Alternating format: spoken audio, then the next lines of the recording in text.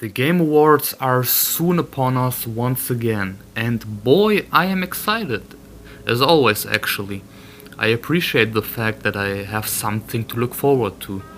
Even if the show and its announcement itself may be mid sometimes, but I think it's some good entertainment. And let's be real, we had some pretty fantastic moments before. Okay. Fuck the Oscars, you know? Fuck the Oscars!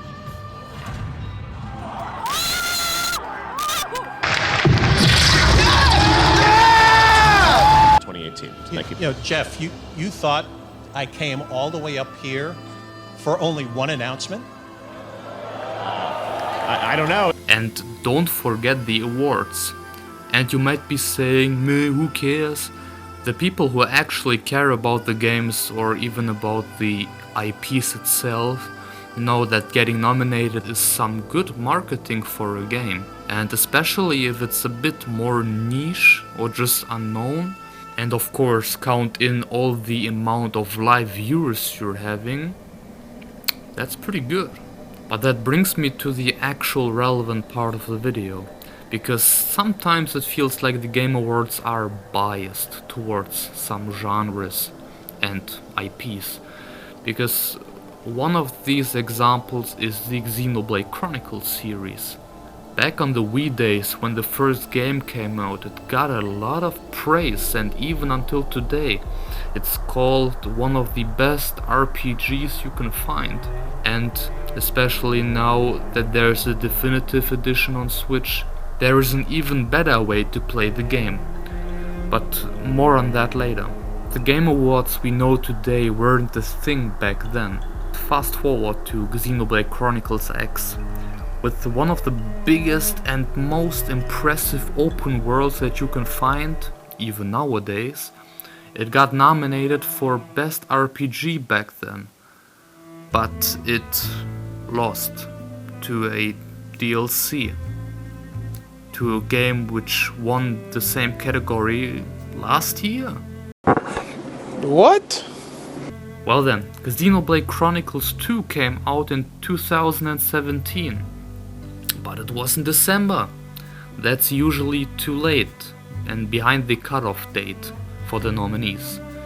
But in these cases they always tell us that they will have a chance next year. And to be fair, the second Xenoblade was far from perfect. But at the very least a nomination for best soundtrack/score should have been possible. Which reminds me actually that Astral Chain was never nominated for it, which still hurts badly, not gonna lie. But it got absolutely nothing.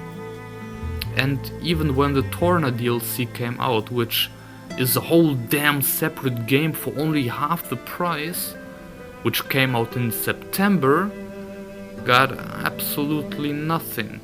Then there is the case of the definitive edition for the first game. But I hear you saying, wait a minute! And it's just a remaster. It deserves nothing. First up, I would nearly call it a remake actually. I mean, look at that. Look! There are universes between them. And not only that, it has future connected. A whole additional story packed on top. Well, why am I mentioning it? Because it actually happened before. Smash Bros. Won in 2019 for the best fighting game. And Mortal Kombat lost. Well dang, guess I'll win the award next year in the Ultimate Edition. What's that? Persona 5 was good? Let's give Royal another chance. Or maybe Link's Awakening? But what about the Wii U port with some additional stuff? I mean, Bowser's Fury was pretty fun. Don't get me wrong, this isn't a shot against any of the games, it's just me showing that Xenoblade got ignored pretty often. You know, for the definitive edition the whole soundtrack got re-recorded and in a few cases even changed a bit, and it sounds glorious. I remember that I only saw it in the Fans' Choice Awards. but it didn't stand really a chance against games like The Last of Us Part 2 and Ghost of Tsushima and whatever there was. Geoff Keighley, my man, it's your show. Xenoblade Chronicles 3 came out this year. And you are teasing us. You know exactly what you're doing, and people know it too. I mean, look at them. My people. I love you and all of you guys. I don't ask for too much, you know.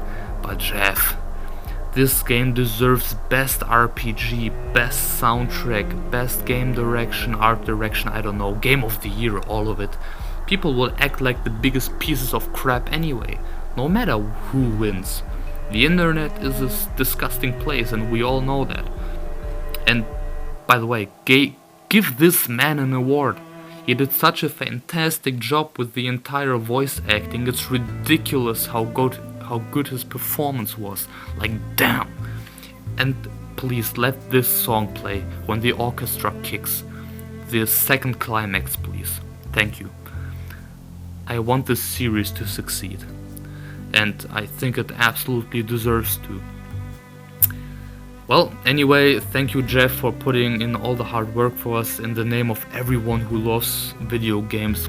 But please, less Hollywood movie actors and people that have no clue on video games and act cringe, that you would rather turn off the stream.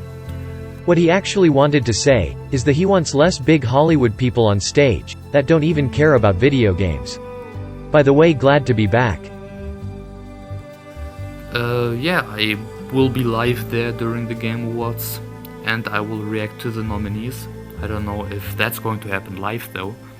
I will have an actual microphone by this point, so you can hear my disgusting voice even clearer, and not through these pretty crappy headphone jacks. But oh well, we will probably have around 2 weeks from now until we know the nominees. Let's hope Xenoblade 3 won't be forgotten this year. Thank you very much for watching. A like and a sub would make me quite a happy man. I wish you a fantastic rest of your week and have a good one.